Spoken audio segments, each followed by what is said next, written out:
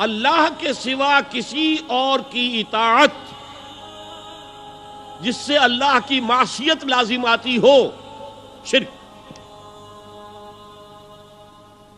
لا طاعت لمخلوق فی معصیت الخالق، مخلوق میں سے کسی کی اطاعت نہیں ہوگی یہ اس معاملے میں جس میں خالق کی معصیت لازم آ رہی۔ ہاں، خالق کے احکام کے اندر والدین کا حکم بھی مانو، اطاعت کرو،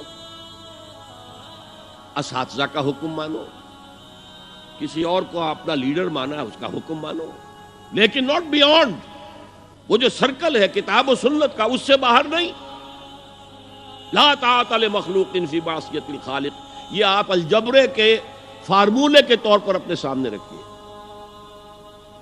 اب اسے اپلائی کیجئے، جیسے فارمولوں کے ذریعے سے پھر بڑے بڑے وہ سم جو ہے وہ حل کیے جاتے تھے سوالات۔ صبح کا وقت ہے، آنکھ بھی کھلی ہے، کوئی اذان کی آواز بھی کان میں آئی ہے، آپ کا نفس کہتا ہے ابھی سو جی۔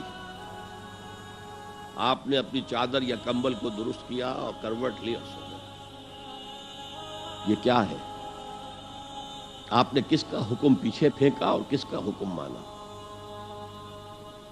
اللہ کے حکم کو پیچھے پھینک دیا، نفس کے حکم کو آگے رکھ۔ یہ شرک، اس شرک کو جاننے والے بہت کم ہیں۔ مولانا روم نے خوب کہا تھا، نفس ما ہم کم ترس فرعون نیست لیکن ایراعون نیست۔ میرا نفس بھی فرعون سے کم نہیں ہے۔ فرعون نے کہا تھا نا الیس لی ملک مصر وہذہ الانہار تجری من تحتی، کیا اس ملک مصر کی حکومت میری نہیں ہے؟ اور سارا جو یہ آب پاشی کا نظام ہے، انہار کا نظام ہے، وہ میرے کنٹرول میں نہیں ہے؟ جس کا چاہوں موگا کھلا رکھوں، جس کا چاہوں بند کر دوں۔ یہ تھا خدائی کا دعویٰ، انا ربکم الاعلی۔ تو مولانا روم کہتے ہیں میرا نفس بھی اس سے کمتر نہیں ہے۔ وہ کہتا یہ جسم میرا ہے، اس پر میرا حکم چلے گا، میں نہیں جانتا کون اللہ کون رسول، کیا حرام کیا حلال۔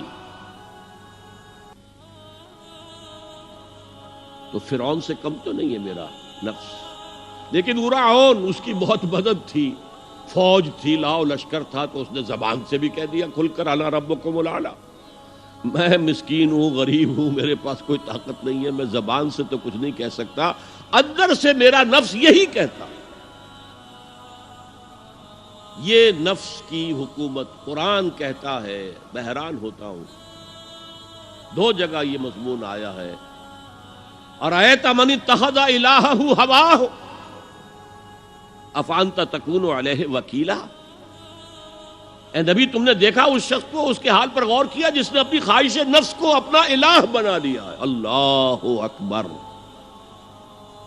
الہ، لا الہ الا اللہ، کلمہ توحید کا مرکزی لفظ یہاں آ رہا ہے، من اتخذ الہہ ہواہ، جس نے اپنی خواہش نفس کو اپنا معبود بنا لیا، الہ بنا لیا۔ افانت تکون علیہ وکیلا، کیا آپ ایسے شخص کی کوئی ذمہ داری لے سکتے ہیں؟ سود حرام ہوا کرے جی، حرام ورام، ہمارا دھندا جو ہے وہ آگے بڑھ نہیں سکتا، تو اللہ کے حکم کو پیچھے ڈالا، نفس کے تقاضے کو آگے رکھا۔ کون معبود ہے آپ کا؟ نام عبداللہ رکھیے، نام عبد الرحمن رکھیے، ہے عبد النفس، نفس کے بندے، نفس کے غلام۔ یہ میں نے یوں سمجھئے کہ جیسے میں نے ہجرت اور جہاد کی ڈیفینیشنز کی تھی۔ ہجرت کا بیس کیا ہے؟ پوچھا گیا ایو الہجرت افضل ہو یا رسول اللہ، اے اللہ کے رسول بتائیے سب سے اعلیٰ ہجرت کون سی ہے، افضل؟ فرمایا ان تہجر ما کرہ ربک، ہر اس چیز کو چھوڑ دو جو تمہارے رب کو پسند نہیں۔ آج رات ہی سے آپ ہجرت شروع کر سکتے ہیں۔ جائزہ لیجئے کیا کیا چیزیں میری زندگی میں خلاف شریعت ہے، تو اللہ کو ناپسند ہے، فیصلہ کیجئے کہ آج کے بعد نہیں ہوگی۔ ہجرت شروع ہو گئی، افضل الہجرہ، سب سے افضل ہجرت شروع ہو گئی۔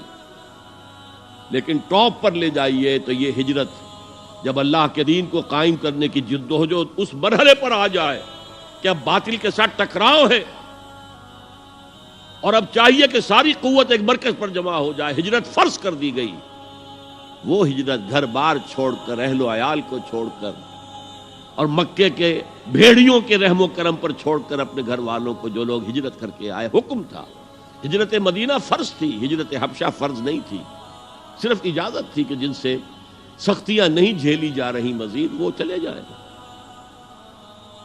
تو ہجرت کا یہ ابتدائی نقطہ، انتہا یہ جہاد، المجاہد من جاہد نفسہ، جہاد تو یہاں سے شروع ہو گیا، اپنے نفس کے خلاف جہاد کرنا۔ صبح نفس نے کہا ابھی سو جا، آپ نے نفس کی بات کو رد کیا، اپنا کمبل اٹھا کے پھینکا، اٹھے، وضو کیا، نماز کے لیے آپ مسجد چل دیے، آپ نے جہاد کیا نفس کے خلاف۔ یہ افضل الجہاد ہے، اور سب سے چوٹی اوپر یہ ہے کہ جب وہ حق و باطل کی جنگ ہو تو جان ہتھیلی پر رکھ کر میدان میں حاضر ہو جاؤ۔ هي الحلقات تحفظني بآيات من القرآن، هي الحلقات تملأني بحب المصطفى العدنان.